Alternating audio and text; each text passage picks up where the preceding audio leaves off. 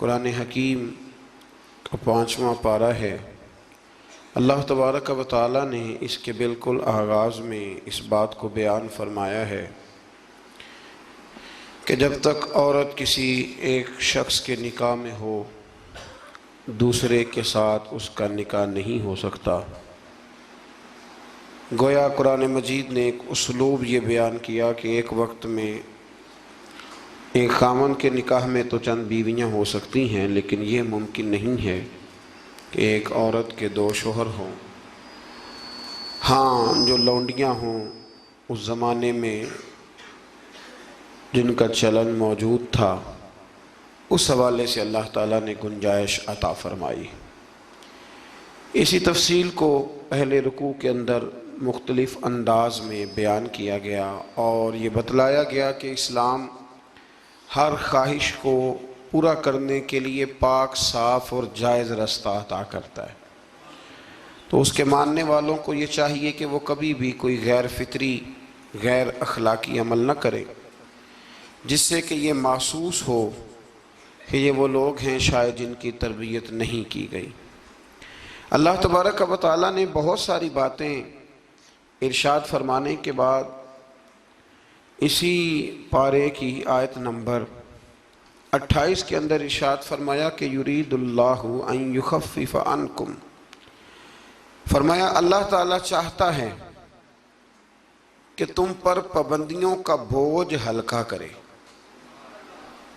اللہ کریم کی رضا یہ ہے کہ تمہیں آسان دین دیا جائے، آسان دین۔ پابندیوں کا بوجھ تم پر کیوں؟ اس لیے خود ہی بیان فرماتا ہے، فرمایا وَخُلِقَ الْإِنسَانُ ضَعِيفًا، اس لیے کہ ہم نے انسان کو کمزور پیدا کیا ہے۔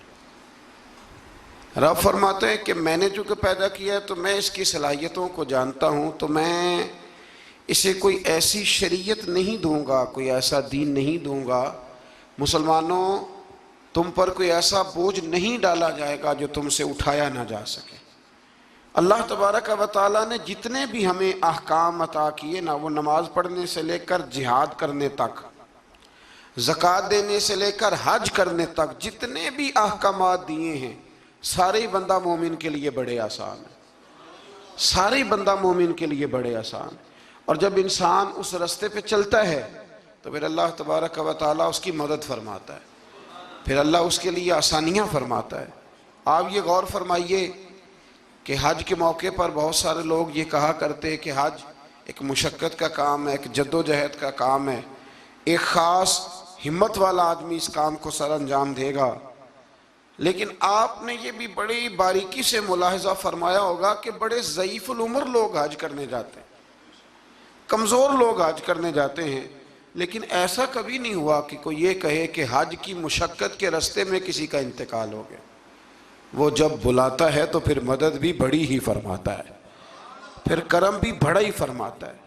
اسلامی احکامات جتنے ہیں، یہ فہم و فراست کے قریب بات ہے، اس کو سمجھ لیں، جتنے بھی اسلامی احکامات ہیں وہ سارے اللہ تبارک و تعالیٰ نے عطا ہی تب کیے ہیں کہ جب رب جانتا ہے کہ یہ لوگ اس عمل کو کر گزریں گے۔ یہ رمضان شریف آتا ہے تو بہت سارے لوگ ایسے ہیں جو کہتے ہیں جی ہم مزدوری کرتے ہیں، غریب لوگ ہیں، ہمارے لیے بڑی دشواریاں ہیں، ہمیں جد و جہد کرنی پڑتی ہے، تو روزہ رکھنا ہمارے لیے بڑا دشوار ہے۔ تو کوئی بیچ میں سے ایسا رستہ نکل آئے کہ جس رستے سے ہم بچ جائیں، تو میں کہا کرتا ہوں کہ اتنی سخت مزدوری آج کا کوئی بندہ بھی نہیں کرتا جتنی عرب کے مزدور سخت مزدوری کیا کرتے تھے۔ کوئی پہاڑ نہیں توڑتا، کوئی آدمی ایسا نہیں ہے کہ جو چکی اس طرح سخت انداز میں پیستا ہو، کوئی بھی وہ کٹھن کام نہیں جو اہل عرب کرتے تھے۔ لیکن جناب بلال حبشی نے کبھی کوئی روزہ بھی نہیں چھوڑا۔ حضرت سلمان فارسی رضی اللہ تعالیٰ عنہ کی آپ ساری سیرہ مبارکہ پڑھ لیں، اپنے روزمرہ کے معاملات کے باوجود، ایک تو ہے رمضان المبارک، علاوہ رمضان کے بھی ان کی جو نفلی عبادات ہوتی تھی وہ بھی ایک بہت بڑا مقام رکھتی۔ تو بلا وجہ لوگ پریشان ہو جاتے ہیں، اور ہمارے زمانے میں تو کانوں کو ہاتھ لگا لگا کے لوگ کہتے ہیں کہ او ہو معاذ اللہ جی بڑا مشکل ہے دین پہ عمل کرنا، بڑا مشکل ہے۔ وجہ صرف اتنی ہے کہ کوشش نہیں کرتے، توجہ نہیں کرتے، جس کو یہ اپنے لیے آسان سمجھ رہے ہوتے ہیں وہ کام ان کے لیے مشکل ہوتا ہے، اور جو چیزیں اللہ نے آسان کر دی ہیں وہ بہرحال آسان ہوتی ہیں۔ پھر تھوڑا آگے جائیں گے تو اللہ کریم نے اسی پارے میں ارشاد فرمایا کہ ایک دوسرے کا مال ناجائز طریقے سے نہ کھاؤ۔ ہاں، تجارت کرو باہمی رضامندی کے ساتھ، ایک دوسرے کے ساتھ لین دین کرو تو اچھے طریقے سے کرو، ناجائز طریقے سے کسی کا مال نہ کھاؤ۔ اس کی تفسیر میں ایک حدیث ہے مسند امام احمد بن حنبل میں، نبی کریم صلی اللہ علیہ وسلم نے فرمایا کہ جس شخص نے ناجائز طریقے سے مال کمایا ہے نا، یہ اسی کا تھا، اسی کا نصیب تھا، جس نے کما لیا اسی کا تھا۔ لیکن حضور فرمانے لگے اس نے جلدی کی ہے، اگر یہ تھوڑا انتظار کرتا تو اللہ یہی مال اسے جائز طریقے سے عطا فرما دیتا۔ اس نے جلد بازی کا مظاہرہ کیا ہے، غلط طریقہ اختیار کیا اس کو حاصل کرنے کا، اس نے اچھا نہیں کیا۔ تو ناجائز طریقے سے مال، آپ اندازہ فرما لیں کہ دنیا میں کتنے ایسے لوگ ہیں، کتنے کہ جو کہتے ہیں کہ ہم زندہ بھی دوسروں کے مال پہ ہیں، ہمارے پاس جو بنیادی رقم ہے تجارت کرنے کے لیے وہ بھی لوگوں کی ہے۔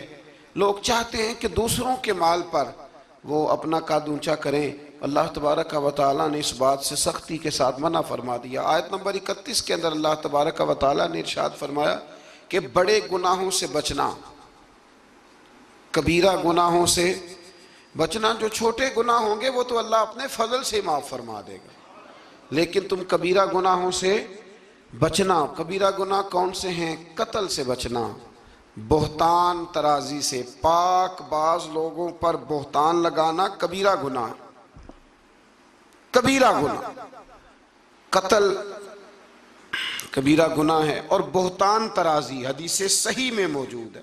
ہمیں بالکل نہیں پتہ ہوتا کہ سامنے والے کے معاملات کیا ہے، لیکن ہم بہتان لگا دیتے ہیں، اور شریعت کے اندر باقاعدہ اس کی حد رکھی گئی ہے، کوڑوں کی سزا رکھی گئی۔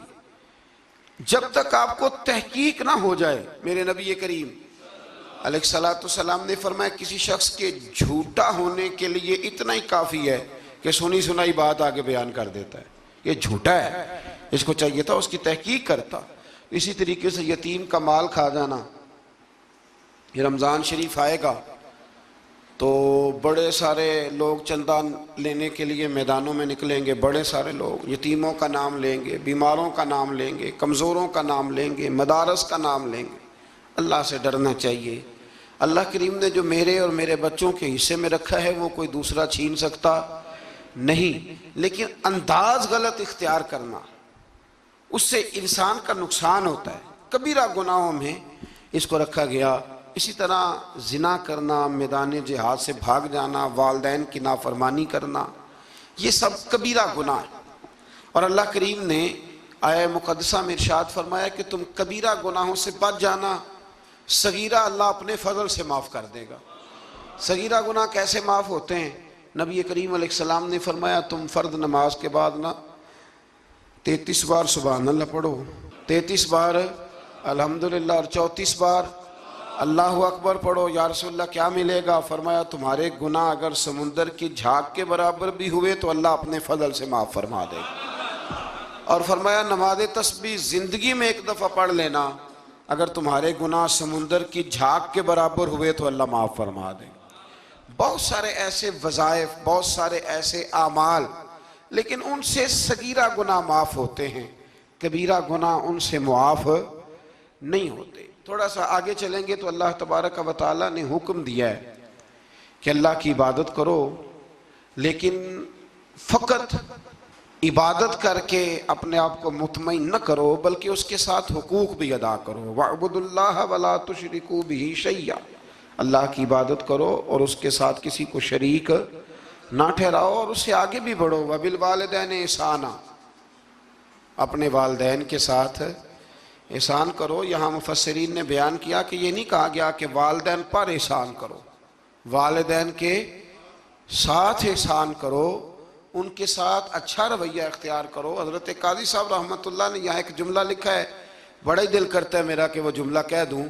قاضی صاحب فرمایا کرتے کہ نیکی کا بدلہ نیکی، یہ جزا فرماتے ہیں جو احسان ہوتا ہے نا، یہ سامنے والے نے جتنی نیکی کی ہو اس سے بڑھ کر اس کے ساتھ کرنے کو احسان کہتے ہیں تو آپ فرماتے ہیں کہ اگر اماں تیرے لیے ایک رات بیدار رہی ہے تو کوشش کر تو 2 راتیں رہا کر، اور اگر والد نے اپنی زندگی کے 30 سال تجھے دیے ہیں تو 2 دعا کر کہ کم از کم تو 35 سال اللہ تجھے توفیق دے تو ان کی خدمت کرے۔ پھر آگے ارشاد فرمایا کہ وَبِذِي الْقُرْبَى وَالْيَتَامَى وَالْمَسَاكِينِ وَالْجَارِ ذِي الْقُرْبَى وَالْجَارِ الْجُنُبِ وَالصَّاحِبِ بِالْجَنبِ وَابْنِ السَّبِيلِ، فرمایا یہ ایک لسٹ ہے، ان سب کے ساتھ اچھا سلوک کرو، والدین کے ساتھ بھی، قریبی رشتہ داروں کے ساتھ بھی، یتیموں کے ساتھ بھی، مسکینوں کے ساتھ بھی، پڑوسیوں کے ساتھ بھی، اور وہ پڑوسی جو رشتہ دار ہوں اور وہ پڑوسی جو رشتہ دار نہ بھی ہوں، اور وہ جو تمہارے مجلس کے ساتھی ہیں، کلاس فیلو ہیں، دفتر کے ساتھ رہنے والے ہیں، دوست ہیں، کلیگ ہیں، ان کے ساتھ بھی اچھا سلوک کرو، اور مسافروں کے ساتھ بھی اچھا سلوک کرو۔ وَمَا مَلَكَتْ أَيْمَانُكُمْ، اور وہ جو تمہارے قبضے میں ہیں، تمہارے داہنے ہاتھ جن کے مالک ہوئے، یعنی جو تمہارے ملازم ہیں، جو تمہارے غلام ہیں، ان کے ساتھ بھی سلوک۔ اور ہمارا سارا جو غصہ ہے وہ نکلتا ہی ملازموں پہ ہے، سارا غصہ ملازموں پہ نکلتا ہے۔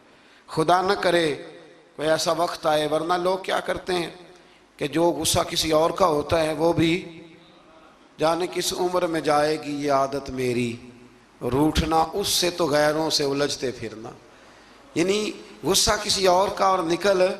حضرت صدر الشریعہ رحمۃ اللہ علیہ صاحب بہار شریعت فرمایا کرتے تھے کہ جو ٹیچر ہے نا پڑھاتا ہے، اور جب غصے کی حالت میں ہو تو کلاس میں نہ آیا کرے، ایسا نہ ہو کہ بیگم صاحبہ کا غصہ بھی بچوں پہ نکال کے چلا جائے، وہ کلاس میں نہ آئے، وہ جب اپنے مزاج کو معتدل پائے تو پھر وہ کلاس میں آئے۔ اللہ تبارک و تعالیٰ نے اس آیت میں وہ سارا چارٹر دیا، وہ لسٹ دی، یہ وہ سارے لوگ ہیں جن کے ساتھ تم نے اچھا سلوک کرنا ہے۔ اور آخر میں فرمایا ان اللہ لا يحب من کان مختالا فخورا، فرمایا اللہ تعالیٰ پسند نہیں کرتا اس شخص کو جو مغرور بھی ہو، فخر کرنے والا بھی ہو، متکبر ہو، ایسے لوگوں کو اللہ مختالا فخورا، اللہ اس آدمی کو جو متکبر ہے، جو اتراتا ہے، اس کو اللہ پسند نہیں کرتا۔ تو پیچھے حقوق کا بیان تھا، تو آخر میں فرمایا کہ تکبر کرنے والے اللہ کو پسند، اس کا مطلب ہے حقوق وہ بندہ عطا نہیں کرتا جو متکبر ہوتا ہے، جس میں عاجزی ہوتی ہے نا، وہ ماں باپ کے حق میں بھی اچھا ہوتا ہے، وہ رشتہ داروں کے حق میں بھی، مسکینوں کے حق میں بھی، کلاس فیلو کے حق میں بھی، یہ اللہ کریم نے بیان کر دیا۔ فرمایا جو متکبر ہوتا ہے وہ کسی کے حق میں بھی اچھا نہیں ہے۔ آخر میں تکبر کا ذکر کرنے کا معنی یہ ہے کہ وہ بندہ اگر عاجزی والا ہو تو پھر وہ سارے حقوق صحیح طور پر ادا کر لے گا۔ تھوڑا سا آگے بڑھ کے اسی پارے میں اللہ تبارک و تعالیٰ نے بخل کی، کنجوسی کی مذمت فرمائی۔ فرمایا کچھ لوگ ایسے ہیں جو بخل کرتے ہیں اور دوسروں کو بھی بخل کرنے کا حکم دیتے ہیں، اور جو اللہ نے انہیں اپنے فضل سے دیا اس کو چھپاتے ہیں۔ یہ آیت نمبر 37 ہے۔ آپ کو بہت سارے لوگ معاشرے میں ایسے ملیں گے جو آپ کو مشورہ دیں گے، چھوڑو یار یہ ان لوگوں کا تو کام ہے چندے جمع کرنا، یہ تو کام ہے ان لوگوں کا، یہ آ جاتے ہیں ویلفیئر سوسائٹی والے، یہ آ جاتے ہیں سڑک بنانے والے، اسکول والے، یہ لوگ آ جاتے ہیں، تو یہ مشورہ دیا جاتا ہے، خود بھی بخل کرتے ہیں اور لوگوں کو بھی بخل کا مشورہ دیتے ہیں۔ یاد رکھے اللہ تبارک و تعالیٰ جب آپ کو آپ کی ضروریات سے زیادہ دیتا ہے نا، تو اس کا مطلب ہے کہ پھر اللہ نے آپ کو کسی کے لیے بانٹنے کے لیے دیا ہے۔ جب اللہ تبارک و تعالیٰ نے دیا ہے تو پھر اللہ کے دیے سے اس کی راہ میں خرچ کرنا یہ انسان کو نفع دیتا ہے، یہ اس کا فائدہ کرتا ہے۔ میرے نبی پاک علیہ السلام نے فرمایا جب صبح ہوتی ہے نا تو 2 فرشتے زمین پر اترتے ہیں، ایک فرشتہ یہ کہتا ہے کہ اے اللہ سخی کو زیادہ عطا فرما، اور دوسرا کہتا ہے اللہ جو بخیل ہے نا، کنجوس ہے، ہونے کے باوجود خرچ نہیں کرتا، اللہ اسے روک لے، اسے عطا نہ فرما۔ دونوں فرشتے یہ کہتے ہیں، اور حضور فرمانے لگے جو سخی ہے وہ اللہ کے بھی قریب ہے، لوگوں کے بھی قریب ہے، اور جنت کے بھی قریب ہے، اور جو کنجوس ہے وہ بندوں سے بھی دور ہے، معاذ اللہ اللہ سے بھی دور ہے، اور جنت سے بھی دور ہے۔ تو کوشش کریں جو اللہ نے دیا ہے اس میں سے اللہ کے راستے میں خرچ کیا جائے۔ انہی آیات مقدسہ میں پھر امانتیں ادا کرنے کا بھی حکم ہے، آگے چل کے پھر حسد کی ممانعت بھی فرمائی گئی، پھر ان لوگوں کو سمجھایا گیا کہ جو بلا وجہ لوگوں کو حاکموں تک لے جاتے ہیں، یعنی بلا وجہ کے مقدمات، بلا وجہ یہ جو ہمارے مالدار لوگ ہوتے ہیں انہوں نے تو ایک پکا وکیل رکھا ہوتا ہے مقدمے کرنے کے لیے، اس پہ بھی کر دو، اس پہ بھی کر دو، اس پہ بھی کر دو، الجھائے رکھتے اور بغیر کسی سبب کے۔ بعض لوگوں کی یہ عادت ہوتی ہے لوگوں کو تنگ کرنا، نوٹس بھیجتے رہنا، اللہ کریم نے ان آیات کے اندر منع فرمایا۔ 5ویں پارے کی سورہ نساء کی آیت نمبر 64 فرمایا وَمَا أَرْسَلْنَا مِن رَسُولٍ إِلَّا لِيُطَاعَ بِإِذْنِ اللَّهِ، فرمایا ہم نے جو رسول بھی دنیا میں بھیجے اس لیے بھیجے کہ ان کی اطاعت کی جائے، ان کی فرما برداری کی جائے۔ اور آگے ارشاد فرمایا وَلَوْ أَنَّهُمْ إِذْ ظَلَمُوا أَنفُسَهُمْ جَاءُوكَ، محبوب جب یہ لوگ اپنی جانوں پہ ظلم کر بیٹھے تو آپ کی بارگاہ میں حاضر ہو جائیں۔ وَلَوْ أَنَّهُمْ إِذْ ظَلَمُوا أَنفُسَهُمْ جَاءُوكَ، محبوب جب یہ اپنی جانوں پہ ظلم کریں تو آپ کی بارگاہ میں حاضر ہو جائیں۔ ظلم سے مراد جب گناہ کر بیٹھے پھر کیا کریں؟ فَاسْتَغْفَرُ اللَّهَ، اللہ سے معافی مانگیں، وَاسْتَغْفَرَ لَهُمُ الرَّسُولُ، اور رسول بھی ان کی سفارش کر دیں، لَوَجَدُوا اللَّهَ تَوَّابًا رَحِيمًا، تو یہ ضرور اللہ کو توبہ قبول کرنے والا اور رحم کرنے والا پائیں گے۔ تو یہ کون فرما رہا ہے؟ اللہ کریم، کہ جب اپنی جان پہ ظلم کرو تو میرے محبوب کے دروازے پہ آ جاؤ، مجرم ہو تو منہ اشکوں سے دھوتے ہوئے آؤ، آؤ در تواب پہ روتے ہوئے آؤ۔ قرآن میں موجود ہے توبہ کا طریقہ، سرکار کی دہلیز سے ہوتے ہوئے آؤ۔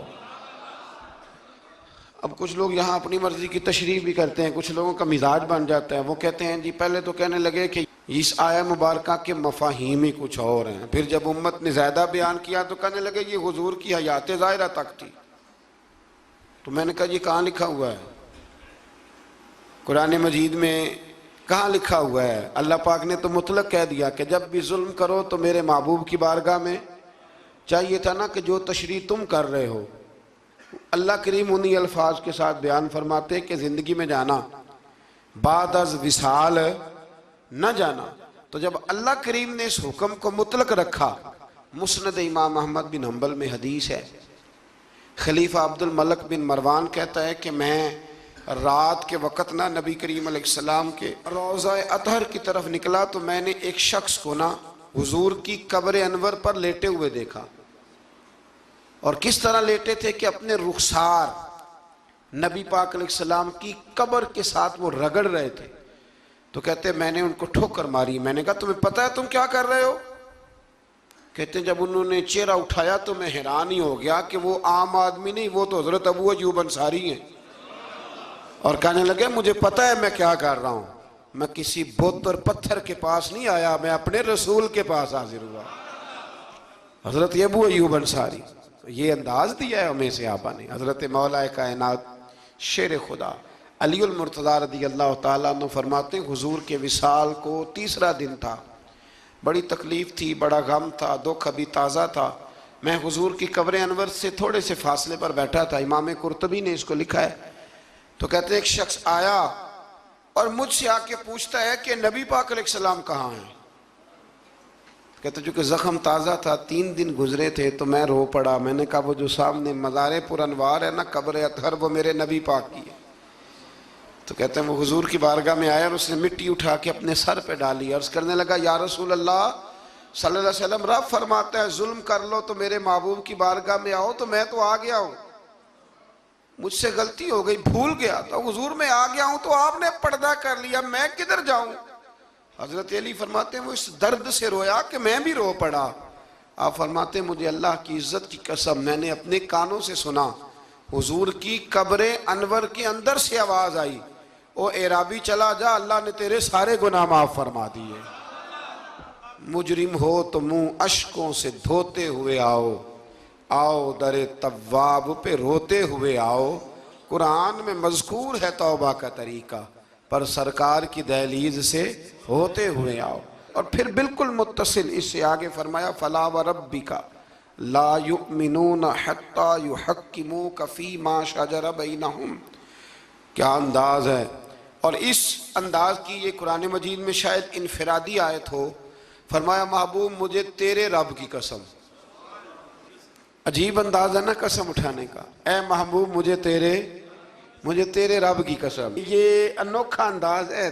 قرآن مجید کا۔ فرمایا محبوب مجھے تیرے رب کی قسم یہ لوگ اتنی دیر تک مومن نہیں ہو سکتے جب تک اپنی ہر بات میں تیرا فیصلہ قبول نہیں کر لیتے۔ بڑا معروف واقعہ ہے لیکن یہاں اس کا ذکر کرنا بھی بڑا ہی ضروری ہے۔ ایمان اور عقیدے کے لحاظ سے وہ اتنا زرخیز واقعہ ہے، اتنی خوبصورت ٹھنڈک ہے کہ جو دل کو، آنکھوں کو، کلیجے کو سکون دیتا ہے۔ ایک منافق کا اور ایک یہودی کا جھگڑا ہو گیا۔ وہ جو منافق تھا نا وہ کلمہ پڑھتا تھا، منافق کہتے ہیں اس کو ہیں جو اپنی زبان سے کلمہ پڑھے اور اندر اس نے نفاق چھپایا، وہ دونوں کا جھگڑا ہو گیا۔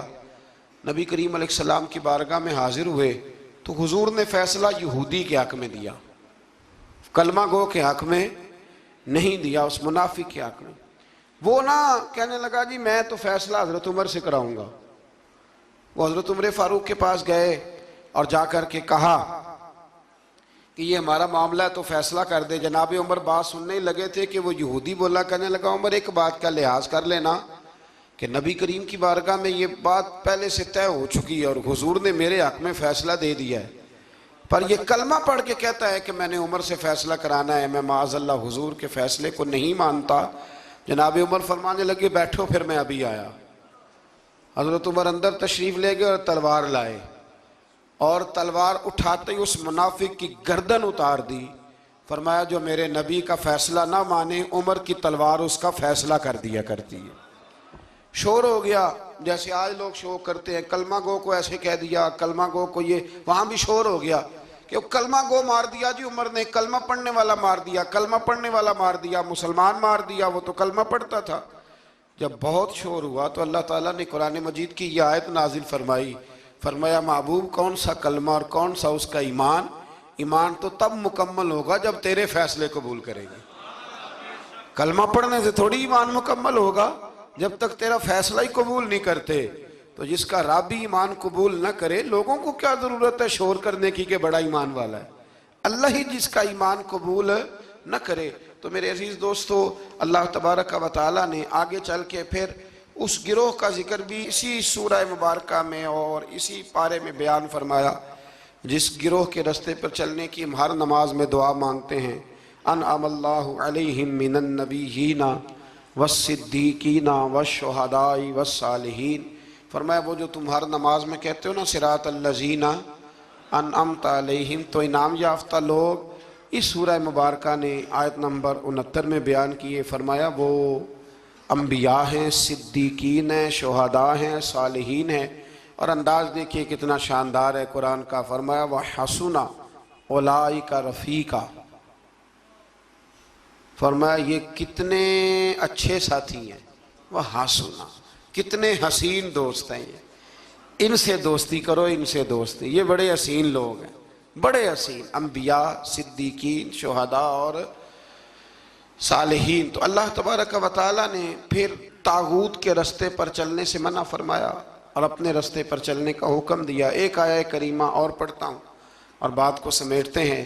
اسی قرآن مجید کی سورہ نساء میں اسی پارے میں آیت نمبر 82 میں اللہ کریم نے قرآن کی، اسلام کی اور دین کی ایک اور صداقت کو بیان کیا۔ فرمایا افلا یتدبرون القرآن، کیا یہ لوگ قرآن میں غور نہیں کرتے، تدبر نہیں کرتے، توجہ نہیں کرتے قرآن میں۔ فرمایا وَلَوْ كَانَ مِنْ عِنْدِ غَيْرِ اللَّهِ، اگر یہ اللہ کے علاوہ کسی اور کی طرف سے ہوتا لَوَجَدُوا فِيهِ اختلافاً كَثِيرًا، تو یہ اس میں بڑا سخت اختلاف پاتے، یہ اس میں پاتے کہ بہت ساری جگہوں پہ متضاد باتیں ہیں، کہیں کچھ کہا جا رہا ہے اور کہیں کچھ کہا جا رہا ہے۔ قرآن مجید ایک دم نہیں آیا، جو کتاب ایک دم لکھی جاتی ہے نا اس میں اختلاف نہیں ہوتا، 23 سالوں میں آیا ہے۔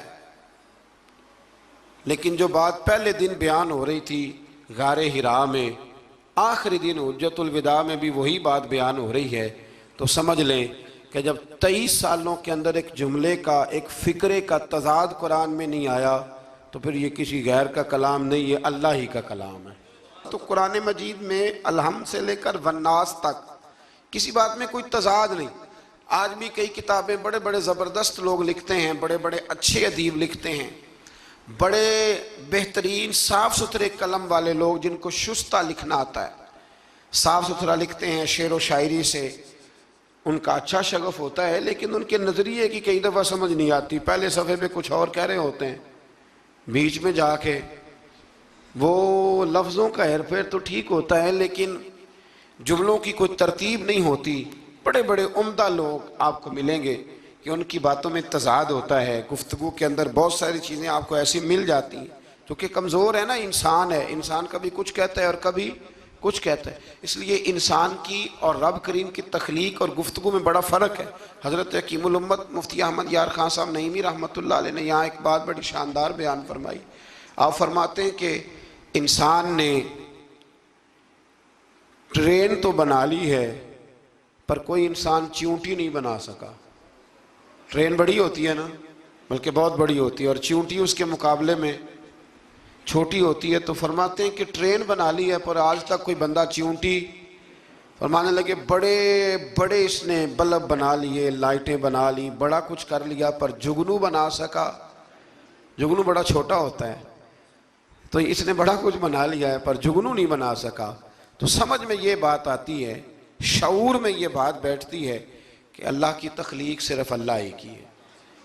کسی بندے کی تخلیق، حالانکہ وہ بھی اللہ کی دی ہوئی عقل سے کچھ تخلیق کرتا ہے، اگر کرتا ہے اللہ کے دی ہوئی طاقت سے کرتا ہے، لیکن رب کریم کی تخلیق کے قریب بھی کوئی چیز جا سکتی۔ تو اگر ہمیں بندوں کا کلام بڑا فائدہ دیتا ہے، حضرت میاں محمد بخش صاحب رحمۃ اللہ علیہ کا کلام پڑھا جائے، چونکہ ہمیں سمجھ آتی ہے تو اس کا سحر طاری ہو جاتا ہے۔ اسی طریقے سے اگر کوئی اچھا باعمل عالم گفتگو کرے تو دل پہ بات اثر کرتی ہے، اور میرے رسول کریم اگر کلام فرمائیں تو حضرت انس بن مالک فرماتے ہیں حضور گفتگو کرتے تھے قیامت کے بارے میں، تو لگتا تھا اٹھ کے باہر جائیں گے تو قیامت آ جائے گی۔ تو یہ ساری باتیں اگر اثر رکھتی ہیں تو پھر بتائیے اللہ کا قرآن کتنا اثر رکھتا ہے۔ اس میں تدبر کریں، اس میں غور کریں، اس میں فکر کریں، تو انشاءاللہ اللہ تبارک و تعالیٰ بہت سارے راستے آسان کرے گا۔ اللہ سمجھنے کی توفیق عطا فرمائے۔ آخر دعوانا